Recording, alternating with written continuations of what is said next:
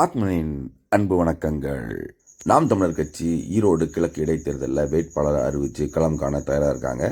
இதுக்கப்புறமா நாம் தமிழர் கட்சிக்கு கிடைக்க போகிற சின்னம் என்ன அப்படிங்கிறது தான் எல்லாருக்கும் எழுந்திருக்கிற கேள்வியாக இருக்குது. சீமான் அவர்கள் முன்னதாக பயன்படுத்தி வந்த, அதாவது நாம் தமிழர் கட்சி முன்னதாக பயன்படுத்தி வந்த விவசாய சின்னம் சென்ற தேர்தலில் எவ்வாறு பறிக்கப்பட்டு அது யார் யாருக்கெல்லாம் கொடுக்கப்பட்டு அலக்களிக்கப்பட்டுச்சு அப்படின்றத நம்ம எல்லாரும் நல்லாவே பார்த்தோம். அதனால இப்போ நாம் தமிழர் கட்சி மாநில அங்கீகாரம் பெற்றதுக்கு அப்புறம் அவங்களுக்கு தேவையான சின்னத்தை அவங்க வாங்கிக்கலாம் அப்படிங்கிற அதிகாரம் நாம் தமிழர் கட்சிக்கு இருக்கிறதுனால இப்போ திரும்பவும் அதே சின்னத்தை எடுப்பாங்களா அப்படின்றது தான் எல்லார்ட்டும் இருந்த கேள்வி.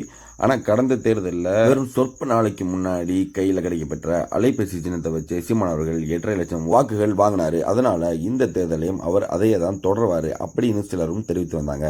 இந்த நிலையில தான் சீமான் அவர்கள் என்ன முடிவு எடுக்க போறாரு அப்படிங்கிறத பற்றி ஒரு தகவல் கிடைச்சிருக்கு.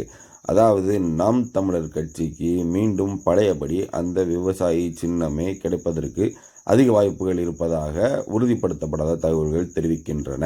ஏன்னா எந்த சின்னம் கிடைச்சாலும் களமாட வேண்டிய கட்டாயத்தில் இருந்ததுனால அலைபேசி சின்னத்தை எடுத்து சீமான் முன்னெடுத்து சென்றாரு. ஆனா எப்போதுமே நாம் தமிழர் கட்சி கொள்கைக்கும் சீமானோட மனசுக்கும் மிக நெருக்கமான சின்னம் விவசாய சின்னம் தான் அப்படின்றது நாம் தமிழர் கட்சியை சேர்ந்தவங்க சொல்லிக்கிட்டு இருந்தாங்க.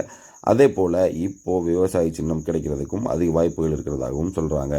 அப்படியே இல்லைனாலும் எந்த சின்னம் புதுசாக எங்களுக்கு வந்தாலும் எங்களுக்கு எந்த பிரச்சனையும் இல்லை. நாங்கள் களமாட போகிறது உறுதி. எங்கள் கருத்துக்களை மக்கள்கிட்ட எடுத்து வைக்க போகிறது உறுதி. அதை மட்டும்தான் நாங்கள் தொடர்ந்து செஞ்சுக்கிட்டே இருக்க போகிறோம்.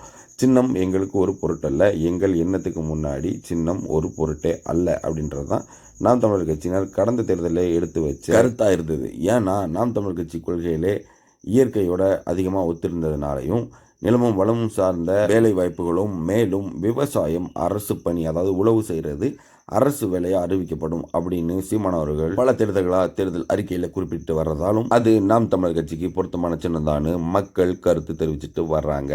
இது போன்ற அரசியல் தகவல்களுக்கு ஆத்மனோடு இணைந்திருங்கள். நன்றி.